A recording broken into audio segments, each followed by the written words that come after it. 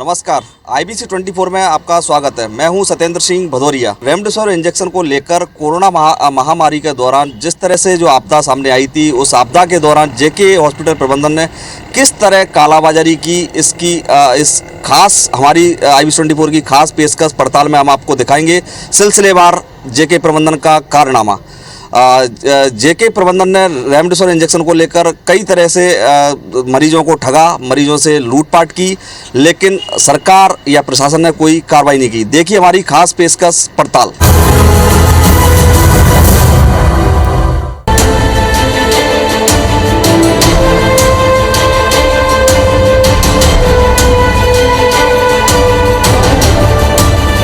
अप्रैल का वो महीना जब कोरोना पूरे देश में तांडव मचा रहा था। मध्य प्रदेश में कोरोना कर्फ्यू का दौर चल रहा था। राजधानी के अस्पतालों में मरीजों की लंबी लंबी लाइनें लगी थी। फिर दौर शुरू हुआ ऑक्सीजन और रेमडेसिविर इंजेक्शन की कमी का। तब चालू हुआ इन जीवन रक्षक दवाओं की कालाबाजारी का खेल। जी हाँ, जब परिजन अपने मरीज को बचाने के लिए किसी भी तरह पैसा पानी की तरह बहाने के लिए तैयार थे, तब आपदा को अवसर में भुनाया जेके हॉस्पिटल ने। अवसर इसलिए क्योंकि जिस रेमडेसिविर इंजेक्शन की कीमत 3400 रुपए थी, उसे जेके हॉस्पिटल ने 5000 रुपए में बेचा। ऐसा तब हुआ जब सरकार ने तय किया था कि दवा सीधे मरीजों को दी जाए। बावजूद इसके जेके हॉस्पिटल ने मरीजों को लूटने का कोई मौका नहीं छोड़ा। इस रेमडेसिविर इंजेक्शन की कालाबाजारी करने वाले जेके हॉस्पिटल में कई परिवारों ने अपनों को खोया। कई लोगों की मार्मिक कहानियां सामने आई, लेकिन जेके हॉस्पिटल ने धांधली से लेकर मरीज के साथ जानवरों जैसा सलूक किया। कि मेरी मदर को कई कारणों से, लापरवाही से या कहें कि अस्पताल प्रबंधन के दुष्चक्र से, उसके कारण मेरी मम्मी को वहाँ पर दिक्कतों का सामना करना पड़ा और बाद में उसकी मौत हुई। सरकार की तरफ से या जो भी हॉस्पिटल के पास आए, उसमें से अधिकतर इंजेक्शन जो है वो कालाबाजारी का शिकार हो गए। इसमें कौन लोग शामिल थे, अब ये एक बड़ी जांच का विषय है। कोलार स्थित आशीर्वाद कॉलोनी में रहने वाले राजेश उर्फ बाबू अहिरवार के पिता प्रेमलाल अहिरवार को कोविड हुआ। राजेश अहिरवार ने अपने पिता को इलाज के लिए जेके हॉस्पिटल में भर्ती कराया। 30 अप्रैल को प्रेमलाल की मौत हो गई। राजेश के मुताबिक उनके पिता को सीवियर कोविड था। हॉस्पिटल ने कहा कि उन्हें रेमडेसिविर इंजेक्शन लगेंगे, लिहाजा राजेश ने रेमडेसिविर इंजेक्शन खरीदने के लिए हाँ कर दी। राजेश का कहना है कि उन्होंने तो सुना था कि सरकार ही कोरोना संक्रमित मरीजों को हॉस्पिटल में ही इंजेक्शन मुहैया करा रही है। हो सकता है कि उनके पिता के नाम से इंजेक्शन आए हो, लेकिन जेके हॉस्पिटल ने उन्हें 3400 रुपए का रेमडेसिविर इंजेक्शन 5000 रुपए में दिया, जिसका राजेश ने एक वीडियो भी बनाया। इन सब के बावजूद, रेमडेसिविर इंजेक्शन लगने के बावजूद कुछ घंटे बाद उनके पिता की मौत हो गई। राजेश का कहना है, ऐसे ना जाने कितने ही परिवार हैं जिनके अपने मरे होंगे। ऐसे न जाने कितने परिवार हैं जिन्होंने 3400 रुपए के इंजेक्शन को 5000 रुपए में खरीदा, क्योंकि अपनों की जान बचानी थी, मगर न अपने बचे और न पैसे। उनको 2 दिए थे इंजेक्शन। कितने रुपए में खरीदे थे? वो 3400 प्राइस का था, उसको 5000 रुपए में लिया था, तो हमने 2 लिए थे 10,000 रुपए के। 2 इंजेक्शन 10,000 रुपए में? जी सर। कहाँ? जेके हॉस्पिटल से मिले? जेके हॉस्पिटल से मिले थे। कोरोना की दूसरी लहर सरकार के लिए भी मुश्किलों भरी रही। ऑक्सीजन की किल्लत के साथ अचानक रेमडेसिविर इंजेक्शन की किल्लत।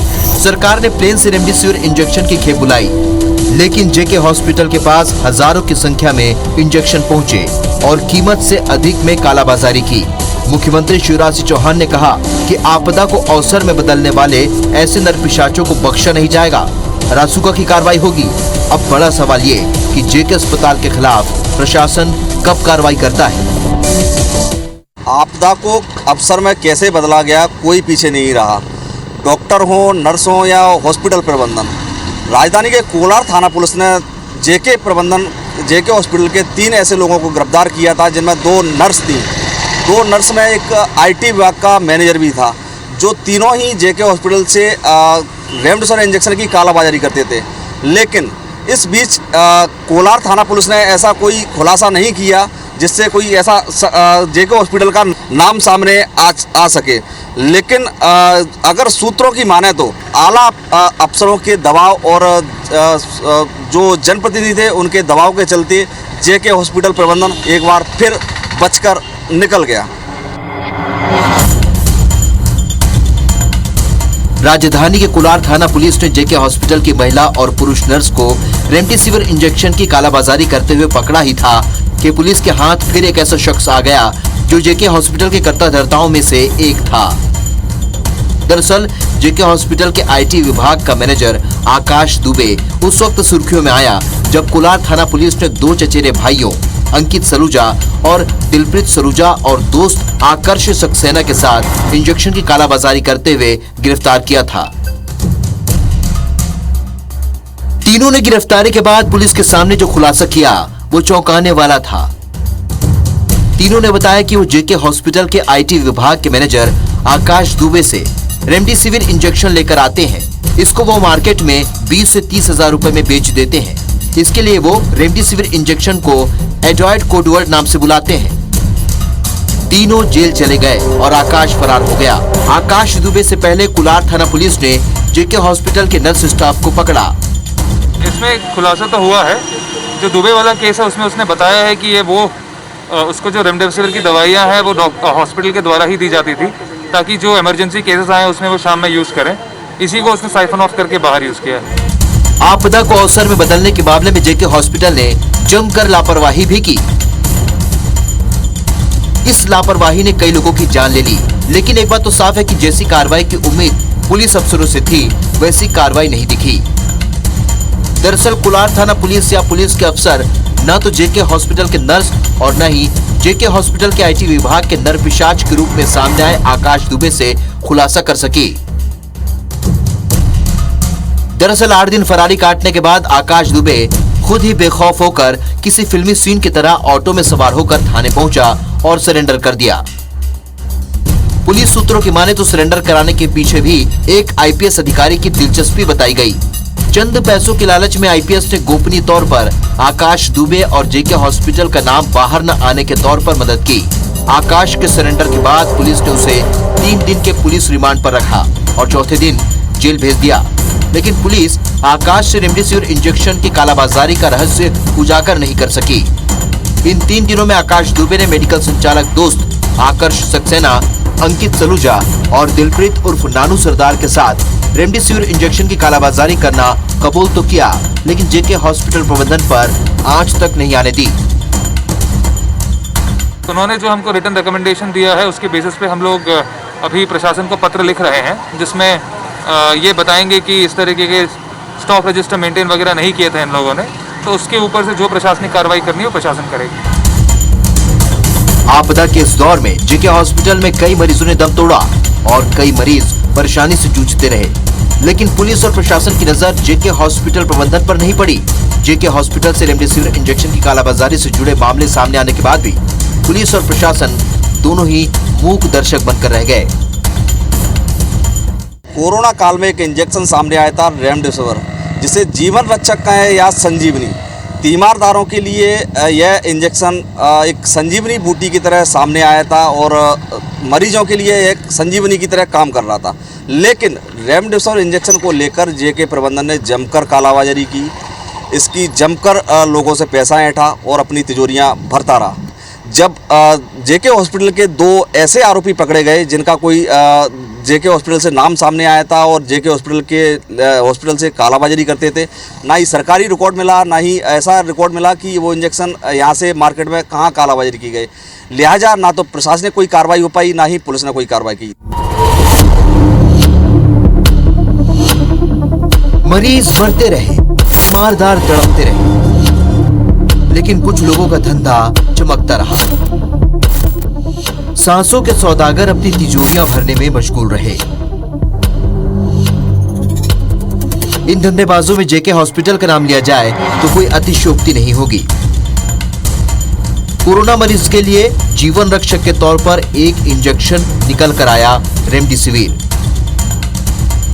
जेके हॉस्पिटल ने इसकी जमकर कालाबाजारी कर मरीजों की मजबूरी का जमकर फायदा उठाया।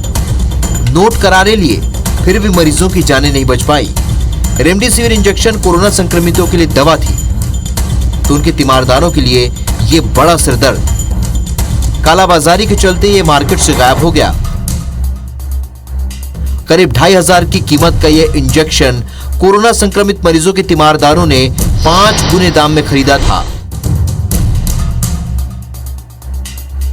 यही इंजेक्शन बेचते हुए जेके हॉस्पिटल का आईटी मैनेजर और 2 नर्स स्टाफ पकड़े गए।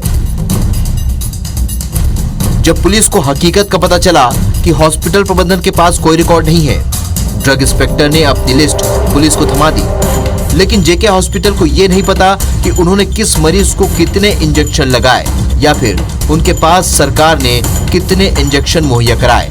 तो हमने जेके हॉस्पिटल से जानकारी चाहिए थी कि जो इंजेक्शन्स हैं, बैच नंबर्स और इन सब की जानकारी रहे। उनका ये कहना है कि उनके पास इस तरह का कोई रिकॉर्ड उन्होंने मेंटेन नहीं किया है। वो कह रहे हैं कि कोरोना के समय वो बहुत ज़्यादा व्यस्त थे और उनके पास रजिस्टर मेंटेन करने के लिए मैन पावर नहीं था। सारा मैन पावर जो है बाकी इम्पोर्टेंट सर्विसेज में व्यस्त था, तो इसीलिए वो लोग हमको कोई रिकॉर्ड नहीं दे सकते, ऐसा उन्होंने लिखित में दिया है। कोरोना की दूसरी भयावह लहर में मौत का नाम सुनकर लोग सिहर गए। मुख्यमंत्री शिवराज सिंह चौहान ने कालाबाजारी में लिप्त लोगों को ठीक ही नाम दिया था, नरपिशाच। ऐसे लोग नरपिशाच से कम नहीं, जिन्हें अपनी तिजोरी भरने के आगे लोगों की मजबूरी नहीं दिखी। कोरोना महामारी में एक अदद सा इंजेक्शन जिंदगी बचा रहा था, लेकिन जेके हॉस्पिटल उस दौर में रेमडेसिविर इंजेक्शन की कालाबाजारी कर अपनी तिजोरी भर रहा था। यदि जेके हॉस्पिटल प्रबंधन रिकॉर्ड तस्दीक करने की जहमत उठा लेता तो शायद रेमडेसिविर इंजेक्शन के कालाबाजारी का धंधा चौपट हो जाता। हद तो तब हुई जब पुलिस ने रिकॉर्ड मांगा तो जेके हॉस्पिटल ने यह कहकर हाथ खड़े कर दिए कि कोरोना के इलाज में व्यवस्था होने के चलते रिकॉर्ड मेंटेन नहीं कर सके। पुलिस अफसर मान रहे हैं कि इस कालाबाजारी में पुलिस को क्राइम का एंगल नजर नहीं आता, लेकिन प्रशासनिक तौर पर गलती है जिस पर प्रशासन एक्शन लेकर कार्रवाई कर सकता है। अभी तो विवेचना का विषय है। इसमें जब तक पूरी विवेचना होके पूरा मैटर सामने नहीं आता तब तक कार्रवाई का विषय नहीं बनता, नंबर 1। एंड वंस एक बार विवेचना पूरी हो जाएगी उसके बाद उसके आधार पर जो भी तथ्य सामने आएंगे उसके आधार पर हम कार्रवाई करेंगे।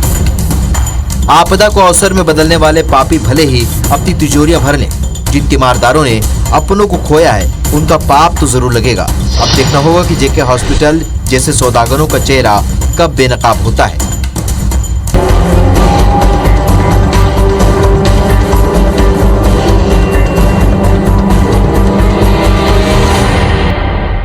जेएन चौकसे का नाम, जेके हॉस्पिटल के जो संचालक हैं उनका नाम व्यापम घोटाले में भी सामने आया था। तब जेएन चौकसे ने कई ऐसे छात्र थे जिनके भविष्य के साथ खिलवाड़ किया, उनकी ज़िंदगी चौपट कर दी। कई अयोग्य छात्रों को मोटी रकम लेकर अयोग्य छात्रों की जगह दाखिला दिया और ऐसे छात्रों का भविष्य चौपट किया जो योग्य थे। जेके हॉस्पिटल के संचालक जेएन चौकसे अपनी तिजोरी भरने में मशगूल हैं और अब कोरोना महामारी के दौरान भी कई मरीजों के जान से खिलवाड़ कर रहे हैं, कई अपनों को बिछड़ा दिया और कई मरीजों से लूटपाट करके अपनी तिजोरी भरने में मशगूल है। जब सीबीआई ने 592 लोगों के खिलाफ 2017 में चालान डायरी पेश की थी, उस समय जेएन चौकसे का नाम सामने आया था। किस तरह से उन्होंने व्यापम घोटाले को अंजाम दिया। मध्य प्रदेश के व्यापम घोटाले में मेडिकल दाखिला परीक्षा पीएमटी 2012 में हुए घोटाले में सीबीआई ने नवंबर 2017 में सीबीआई की अदालत में 592 आरोपियों के खिलाफ चार्जशीट पेश की थी। सीबीआई की तरफ से कोर्ट में पेश चार्जशीट में जेके हॉस्पिटल के मालिक जेएन चौकसे के साथ ही 3 अन्य मेडिकल कॉलेज के संचालक भी थे। सीबीआई की चार्जशीट में सामने आया था कि इन मेडिकल कॉलेज के संचालकों ने सैकड़ों छात्र छात्राओं के भविष्य के साथ खिलवाड़ किया। प्रबंधन मेरिट में आने वाले छात्र छात्राओं को सरकारी कोटे की सीटों पर दाखिला देता था, फिर उनसे सीटें स्वेच्छा से सरेंडर कराकर मुंह मांगे दामों पर बेचता था। एक अनुमान के मुताबिक व्यापम के पीएमटी 2012 के घोटाले में 2000 करोड़ रुपए से अधिक की राशि का लेन देन हुआ था और 5000 से ज्यादा छात्र छात्राओं का भविष्य चौपट हुआ था। लिहाजा हाईकोर्ट ने अपनी तल्ख टिप्पणी में कहा था कि मेडिकल कॉलेज के संचालकों के इस कृत्य से और व्यापम जैसे बड़े घोटाले की वजह से हजारों योग्य छात्र छात्राएं मेडिकल दाखिले से वंचित रह गए। अयोग्य छात्र धनबल के आधार पर सीट हासिल करने में कामयाब हो गए। कोर्ट ने यह भी कहा था कि दाखिले की पूरी प्रक्रिया नियमों के खिलाफ थी, जिसके शिकार योग्य उम्मीदवार हुए, ये बेहद चिंताजनक है। अच्छा, ये जो कैंडिडेट्स के एडमिशन का सवाल है, उसके लिए शासन द्वारा जो नीतियाँ निर्धारित की गई थी, उन नीतियों का वायलेशन था। जिस दिन लास्ट डेट थी उस दिन वो सीट वैकेंट दिखा दी और उस डेट के बाद ही उसका एडमिशन्स लिए गए। तो ये एक जो तथ्य आया था उस आधार पर इनके खिलाफ में कार्रवाई की। दरअसल मध्य प्रदेश के बहुचर्चित व्यापम घोटाले का खुलासा तब हुआ जब जुलाई 2013 में इंदौर की क्राइम ब्रांच की गिरफ्त में एक सरगना आया। इसके बाद परत दर परत इस घोटाले की कड़ियां खुलती गईं और साल 2007 तक की पीएमटी परीक्षा को जांच के दायरे में लिया गया। गिरोह व्यापम अधिकारियों से सांठगांठ करके पीएमटी परीक्षा में दाखिले के नाम पर पीएमटी परीक्षा में फर्जी छात्रों को बैठाने का काम करता था। मध्य प्रदेश के मुख्यमंत्री शिवराज सिंह चौहान ने तब इसकी जांच एसटीएफ के हवाले की थी। हाईकोर्ट ने इस घोटाले पर संज्ञान लिया और साल 2014 में एसआईटी गठित की, जिसकी देखरेख में एसटीएफ जांच करती रही। हाईकोर्ट के आदेश पर जुलाई 2015 में सीबीआई को जांच सौंपने का फैसला हुआ और जांच सीबीआई को सौंप दी गई। सीबीआई ने अपनी चालान डायरी में भोपाल के 4 मेडिकल कॉलेजों में जेके हॉस्पिटल के संचालक JN चौकसिक, पीपुल्स कॉलेज के SN Vijayvargiya, Chirayu medical college के अजय गोयनका और इंदौर के इंडेक्स मेडिकल कॉलेज के सुरेश सिंह भदौरिया के नाम उजागर किए थे। सीबीआई ने कहा था कि नियमों का उल्लंघन कर अयोग्य छात्रों को दाखिला देकर प्रबंधन कोटे के तहत इन 4 मेडिकल कॉलेजों में कुल 229 दाखिले हुए थे, जिसके लिए प्रति सीट 50 लाख से 1 करोड़ रुपए वसूले गए थे। सबसे बड़ी बात तो ये थी कि प्रबंधन कोटे के तहत जिन छात्रों को प्रवेश मिला वे किसी भी पीएमटी प्रवेश परीक्षा में शामिल ही नहीं हुए थे। यहाँ जानकारी के लिए बता दें कि जेके हॉस्पिटल संचालक JN चौकसे के LN मेडिकल कॉलेज में करीब 41 दाखिले हुए थे। सीबीआई ने चालान डायरी में खुलासा किया था कि ये मेडिकल कॉलेज संचालक बिचौलिए यानी कि इंजन भोगी व्यवस्था के तहत प्रवेश परीक्षा में मेधावी उम्मीदवार को ऐसे उम्मीदवार के आगे बैठाते थे जो बहुत ही अधिक मेधावी नहीं है, ताकि उससे नकल कर सकें। बिचौलिए इसके लिए 15 से 20 लाख रुपए वसूलते थे। पहले युवाओं का भविष्य चौपट करने वाले अब कोरोना महामारी में इंसानियत बेचकर अपनी तिजोरी भरने में मशगूल जेके हॉस्पिटल संचालक पर लगता है कि प्रशासन ने तो आंखें ही मूंद ली हैं। सरकार ने भी धूल वाला चश्मा पहन लिया है, जिससे जेके हॉस्पिटल की लापरवाही दिखाई नहीं दे रही है। देखना यह होगा कि आखिर प्रशासन या सरकार कब एक्शन लेती है।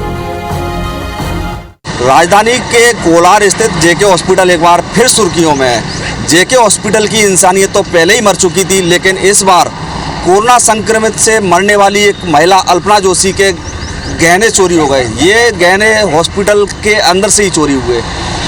जब अल्पना जोशी के बेटे सार्थक जोशी ने हॉस्पिटल प्रबंधन से बात करनी चाहिए, तो जेके हॉस्पिटल प्रबंधन ने अल्पना जोशी के बेटे सार्थक को ऐसे गहने दे दिए जो नकली थे। जब सार्थक जोशी ने आपत्ति जताई तो जेके हॉस्पिटल प्रबंधन ने सार्थक की मां अल्पना जोशी का शव पैक कर उनके सुपुर्द कर दिया और वहां से चलता कर दिया। नेहरू नगर निवासी सार्थक जोशी पीएससी की परीक्षा की तैयारी कर रहे हैं। सार्थक के पिता सुदर्शन जोशी सहकारिता विभाग के इंस्पेक्टर हैं। सार्थक ने बताया कि 17 अप्रैल को उन्होंने अपनी मां अल्पना जोशी, जिनकी उम्र 55 साल थी, को कोलार रोड स्थित जेके अस्पताल में भर्ती कराया था, जहां कोविड वार्ड में उनका इलाज चल रहा था। 6 दिन बाद 22 मई को मां की कोरोना संक्रमण से मौत हो गई। जेके अस्पताल वालों ने शव को पहचानने के लिए बुलाया। जब मां का चेहरा देखा तो नाक में पहनी सोने की लौंग गायब दिखी। पैक बॉडी को खुलवा कर देखा तो गले में पहना सोने का मंगलसूत्र, कान की बालियां, दोनों हाथों के कंगन, चांदी की पायल और बिछिया गायब थे। उन्होंने इसकी शिकायत अस्पताल प्रबंधन से की। इसके बाद बॉडी को पैक करने वाले 2 लोग पहुंचे और उन्होंने एक पन्नी थमाई जिसमें मंगलसूत्र जैसे एक माला, कान की बाली और तार की बनी बिछिया थी जो नकली थी। उनके मां के जेवरात नहीं थे। उन्होंने जेवरात उन्हीं को सौंप दिए और लोगों की समझाइश के बाद शव लेकर अंतिम संस्कार के लिए चले गए। से जब वेरिफिकेशन होता है बॉडी का, तो बॉडी वेरिफिकेशन में जब मैंने देखा कि उनके नाक के, कान के सब गायब थे, वो लाके कुछ मुझे पकड़ा जो कि बिल्कुल ही नकली था। पूरी नकली चीज़ें पकड़ाई और मतलब मांगने के बाद नकली चीज़ें पकड़ा के ऑर्गेनाइज्ड क्राइम था पूरा, कि मतलब ऐसे करके उन्होंने कहा कि दिखा देंगे, कुछ भी दिखा देंगे। मैंने लेने से इनकार कर दिया। इधर सीएम हेल्पलाइन में शिकायत के बाद पुलिस ने उनसे संपर्क किया और सीएम हेल्पलाइन से शिकायत वापस लेने का दबाव बनाया, जब सार्थक ने शिकायत वापस लेने से इनकार कर दिया तो कोलार थाना पुलिस ने जेवरात चोरी होने की जगह गुमने का आवेदन देने के लिए दबाव डाला। जब वो इसके लिए भी तैयार नहीं हुए तो पुलिस ने चोरी की रिपोर्ट दर्ज कराने की बात कही। करीब सवा महीने बाद 29 मई को सार्थक थाने पहुंचे और कोविड वार्ड में भर्ती मां के शरीर से जेवरात चोरी की रिपोर्ट दर्ज कराई, जिसकी कीमत करीब 1.5 लाख रुपए बताई गई है। फिलहाल पुलिस मामले की जांच कर रही है। आरोपी अभी भी अज्ञात बने हुए हैं। दिनांक 29 को जिस दिन ये थाने पर आए थे उस दिन किसी कारण से मैं भी थाने पर उपस्थित था, तो थाना प्रभारी ने मेरे संज्ञान में लाया कि फरियादी आए हैं, तो मैंने कहा ठीक है, उनकी एफआईआर कर दर्ज की जाए। इसके संबंध में अभी विवेचना जारी है। कौन ड्यूटी वहाँ पर करता था, किसने एडमिट किया था, उस तरीके की भी विवेचना के तथ्य हैं, तो जैसी जानकारी एकत्र होगी कार्रवाई की जाएगी। राजधानी के जेके हॉस्पिटल में पहले रेमडेसिविर इंजेक्शन की कालाबाजारी सामने आई। आईटी सेल का मैनेजर पकड़ाया, लेकिन पुलिस कोई खास राज उजागर नहीं कर पाई। अब कोरोना संक्रमित से मरने वाली अल्पना जोशी के गहने चोरी हो गए। पुलिस ने रिपोर्ट लिखने में ही करीब सवा महीने लगा दिए। आखिर जेके हॉस्पिटल पर सरकार या फिर पुलिस प्रशासन कब तक मेहरबान रहेगा, ये बड़ा सवाल है। हमारी खास पेशकश पड़ताल में आपने देखा किस तरह जेके हॉस्पिटल प्रबंधन ने पहले व्यापम घोटाले में बच्चों का भविष्य बर्बाद किया और अब कोरोना महामारी के दौरान आपदा में मरीजों और उनके परिजनों के साथ अपनी तिजोरियां भरने में मशगूल रहे। इस दौरान न तो प्रशासन और न ही सरकार ने कोई एक्शन लिया। फिर मिलेंगे हम अपनी नई पड़ताल और जनहित के मुद्दों के साथ। खास पेशकश IBC 24 की पड़ताल। सत्येंद्र सिंह भदौरिया, IBC 24 भोपाल।